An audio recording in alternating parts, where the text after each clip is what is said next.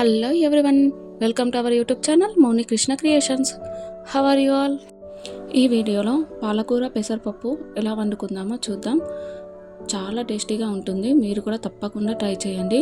ఈ వీడియో పూర్తిగా చూసి నచ్చితే తప్పకుండా like, share, subscribe and comment చేయడం మాత్రం మర్చిపోకండి. ఈ పాలకూర తినడం వల్ల లాభాలు ఎన్నున్నాయో మీకు తెలుసా? ఇందులో విటమిన్ ఏ పుష్కలంగా ఉంటుంది. దీనివల్ల కంటి చూపు మెరుగుపడుతుంది.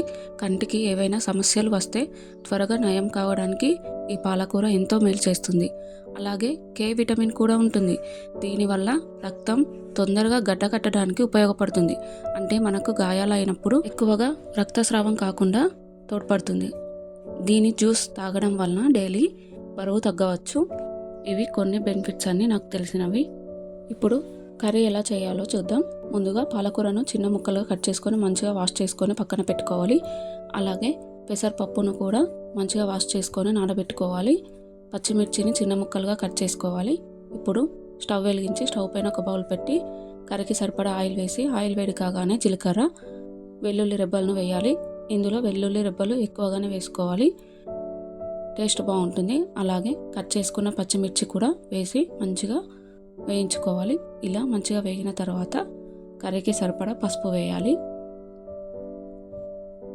తర్వాత నానబెట్టుకున్న పెసరపప్పును కూడా వేసి మంచిగా కలుపుకోవాలి.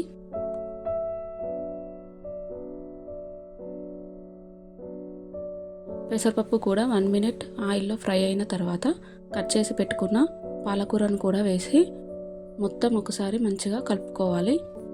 ఇందులో పచ్చిమిర్చి వేసాం కదా, ఎక్కువగానే వేసాను, అందుకే కారం వేయను. ఒకవేళ మీరు కారం వేయాలనుకుంటే పాలకూర మంచిగా ఉడికిన తర్వాత అప్పుడు కారం వేసుకోవాలి. ఆకుకూరలు వండేటప్పుడు పైన మూత పెట్టకూడదు.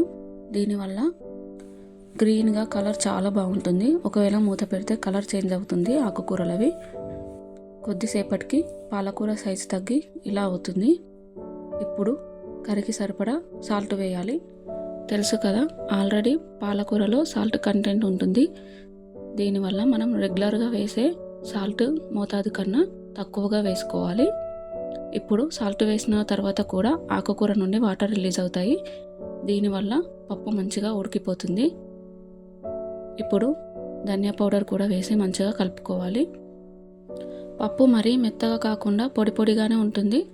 అలా ఉంటేనే ఈ పెసరపప్పు పాలకూర టేస్ట్ బాగుంటుంది. పప్పు ఉడకడానికి ఈ పాలకూర నుండి వచ్చిన వాటరే సరిపోతాయి. ఎక్స్ట్రా వాటర్ యాడ్ చేయొద్దు. ఒకవేళ చేస్తే కర్రీ టేస్ట్ మొత్తం పోతుంది, అస్సలు బాగుండదు. కొద్దిసేపటికి వాటర్ మొత్తం పోయి ఇలా ఆయిల్ బయటకు వచ్చేస్తుంది. అంతే, కర్రీ రెడీ అయినట్టే.